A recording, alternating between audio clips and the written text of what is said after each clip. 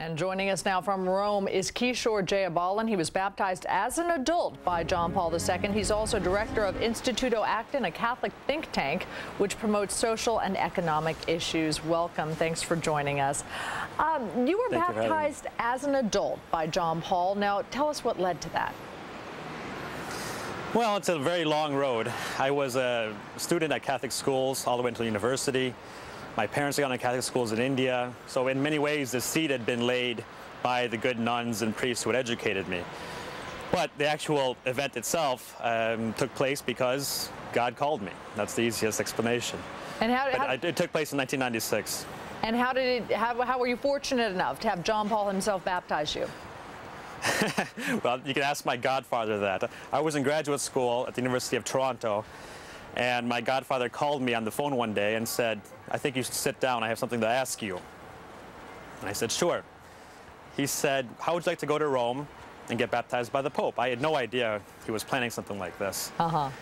And I really don't know what happened. I think he had talked to some priest friends he knew and had heard about these adult baptisms taking place. There was some kind of paperwork they had to go through, and lo and behold, I ended up here. Wow. And now tell us what it was like. Tell us your impressions of the Holy Father. Well, it was a very moving Mass. It's the Easter Vigil Mass, which means that you come into St. Peter's Basilica in complete darkness. The baptismal candle was lit outside by the Pope. We proceeded in. 15,000 people are there, and we're standing in front of everybody, in front of all the cardinals, in front of all the diplomatic corps, all the dignitaries. And we first meet the Pope when he baptizes us. And the Pope has the baptismal water, the font, in front of him, and you literally lean over his lap, and he pours the water over your head, and the Holy Spirit descends, and he reads your Christian name, saying, "I baptize you." Augustine is my Christian name. "I baptize you in the name of the Father, the Son, and the Holy Spirit."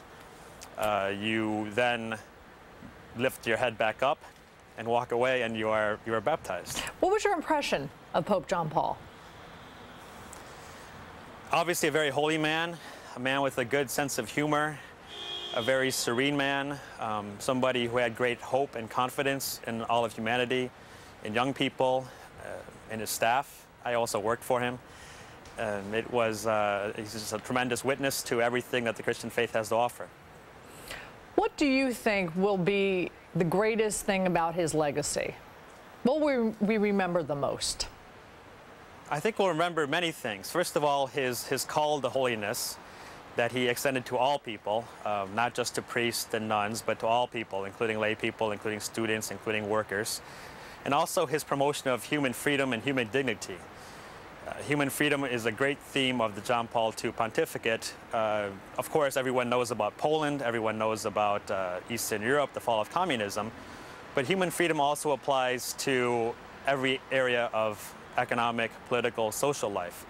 His 1991 encyclical Gentissimus Annus was really a watershed event, I think, in Catholic social doctrine history, in the development of Catholic social doctrine, and the promotion of what real human freedom is, which means human freedom lived in obedience to the moral law and in obedience to the truth.